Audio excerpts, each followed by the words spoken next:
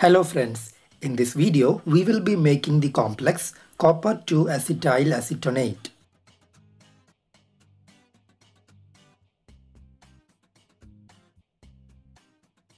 Bis acetyl acetonate or copper 2 or simply copper 2 acetyl acetonate is a beautiful blue colored coordination compound formed between the transition metal copper and the bidentate ligand acetyl acetone. Acetyl acetone or 2,4-pentane-dione is a beta diketone that exists as an equilibrium mixture of tautomeric keto and enol forms, but in basic solution it is deprotonated to form the acetyl acetonate ion, which will be our ligand. It is a bidentate ligand and the metal gets bound to the two oxygen atoms, thus forming the six-membered ring, and it is a neutral complex.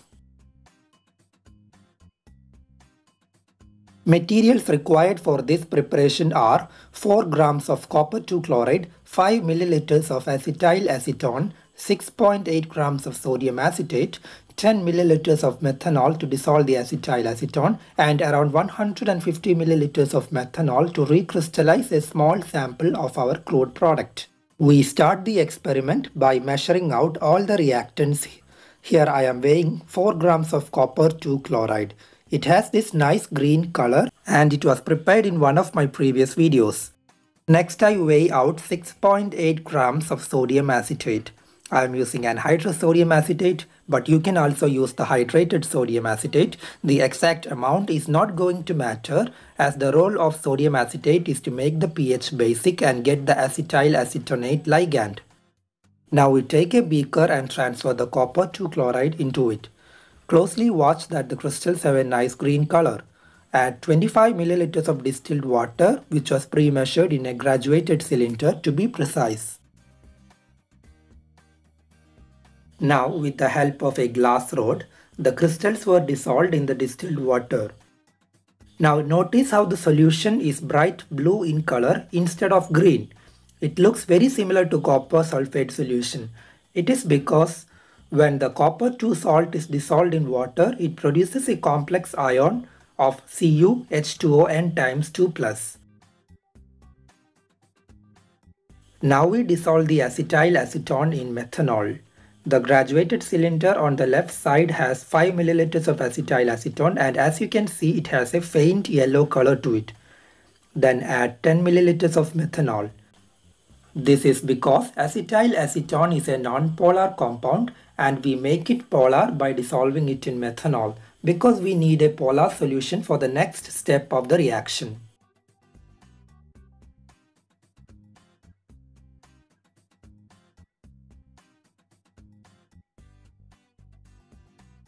So here we have the copper 2 chloride solution, a nice blue color. Into that we slowly add the acetyl acetone in methanol solution.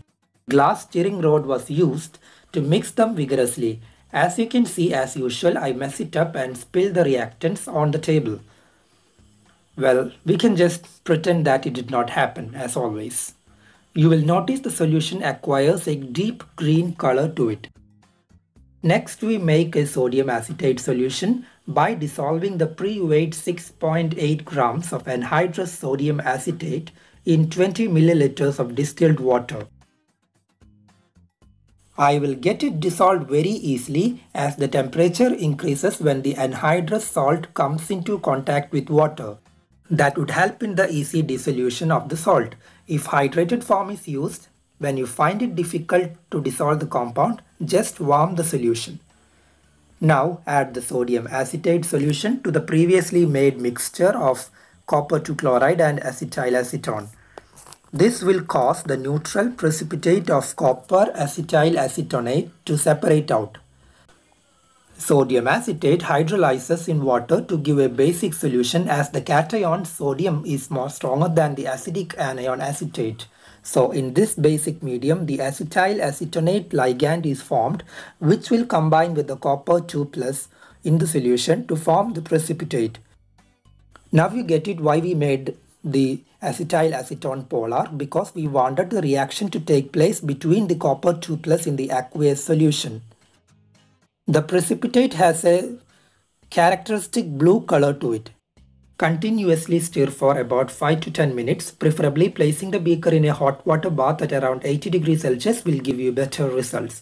But since I'm not gonna calculate the yield, as I already said that because I lost some reactant, I will just try to make this finish faster. After that, I will use a vacuum filtration to remove as much of the water as possible and get the dry product. And here is the dry crude copper 2 acetyl acetonate, and this is having a very nice blue color.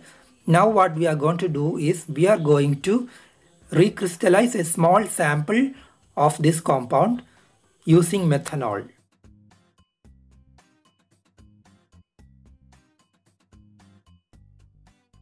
So here I have taken around 100 milliliters of methanol, and now I will be adding the crude copper 2 acetyl acetone compound. Yes, you can see it has that blue color and it easily dissolves in methanol to give a very beautiful blue colored solution. Try to dissolve as much as copper acetyl acetonate in the methanol as possible. You can also gently warm the solution in order to dissolve it completely. After dissolving it completely, this is what you get. I added around 50 milliliters more of methanol to get this final result. As you can see, it is a very clear, deep blue colored solution.